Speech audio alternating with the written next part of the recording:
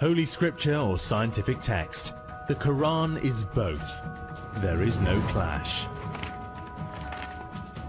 Humans have been living and reproducing on this earth for ages and ages, but none of that would have been possible if it weren't for the female egg and the male sperm coming together to allow the human population to carry on and flourish.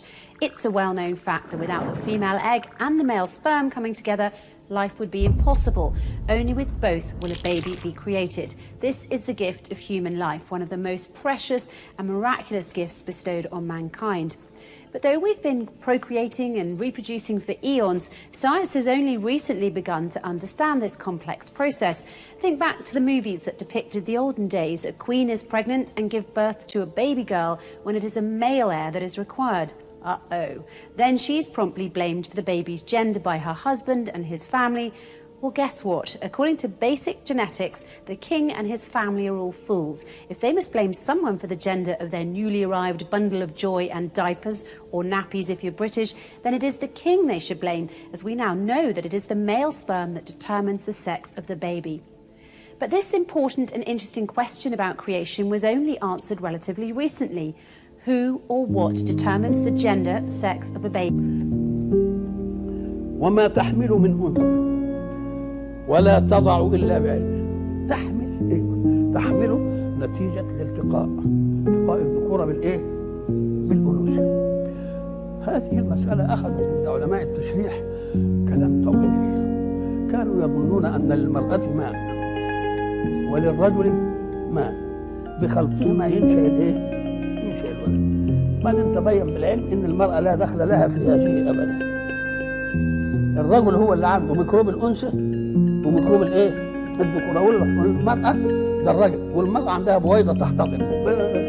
الميكروب كله يطلع من الراجل السابق ويدخل البويضه هو اللي ولد ولا بنت، اثنين ولدين بنتين، ولد وبنت. Is it the egg or the sperm? Is it a combination of the two? Scientists and scholars argued about this for ages before determining the truth, namely that the sperm, which carries either an X or a Y chromosome, is what determines a baby's gender, since all female eggs are the same and carry only the X chromosome. Thus, when a man's sperm carries the X chromosome, you will have XX and a baby girl. But when a man's sperm carries the Y chromosome, you get XY and a baby boy as the result. Of course, today this is common knowledge among the scientific community, but that wasn't always the case, as many a poor old queen will tell you. The first indication that sex chromosomes were distinct from other chromosomes came from experiments conducted by German biologist Hermann Henking in 1891. While using a light microscope to study sperm formation in wasps, Henking noticed that some wasp sperm cells had 12 chromosomes, while others had only 11 chromosomes.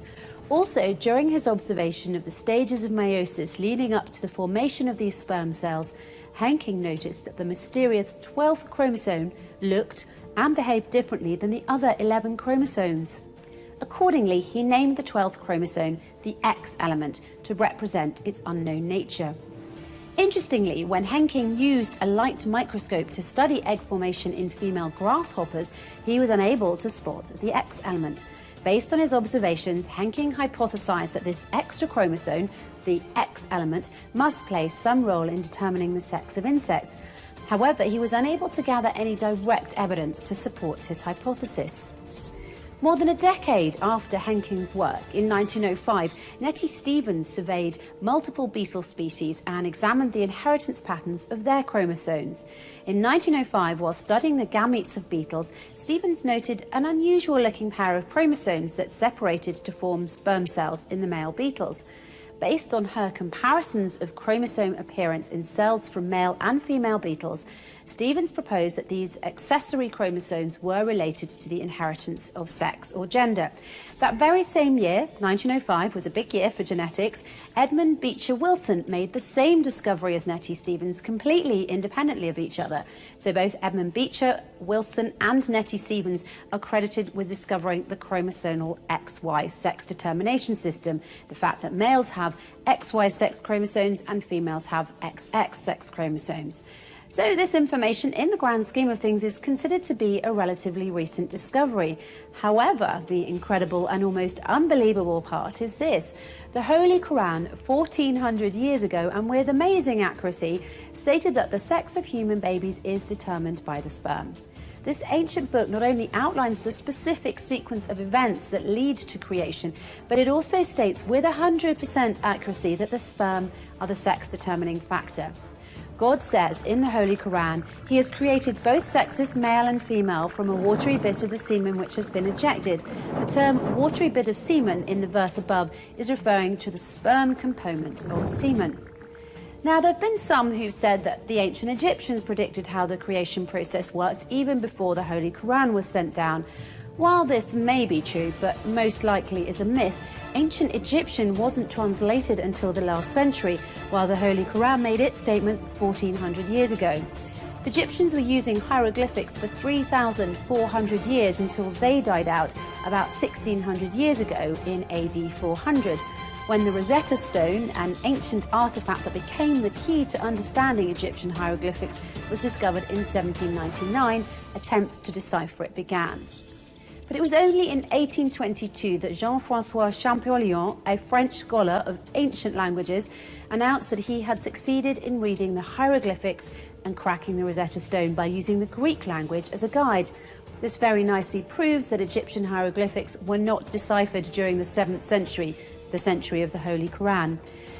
So in conclusion, the Holy Quran is the only ancient book that states specifically that the sex determination is caused by the sperm and that the sperm determines the sex of every baby. From 1400 years ago, a scientific fact which was later discovered by Edmund Beecher Wilson and Nettie Stevens only in 1905 when they discovered the chromosomal XY sex determination system, namely the fact that males have XY sex chromosomes and females have XX sex chromosomes.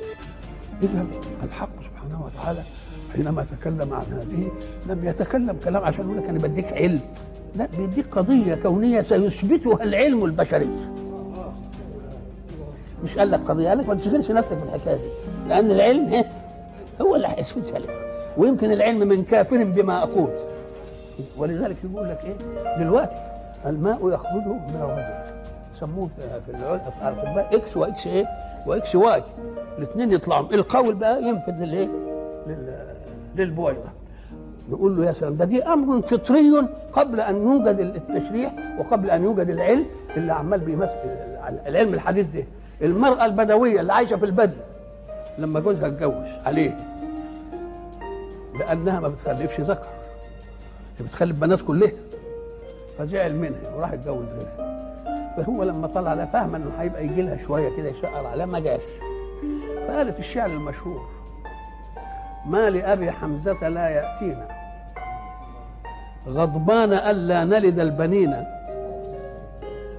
تالله ما ذلك في أيدينا، ونحن كالأرض لغارسين نعطي لهم مثل الذي أعطينا. إزاي دي تجيب العلم اللي عمله القرن العشرين تجيبوا البدوية كده في كلام ده؟ مسألة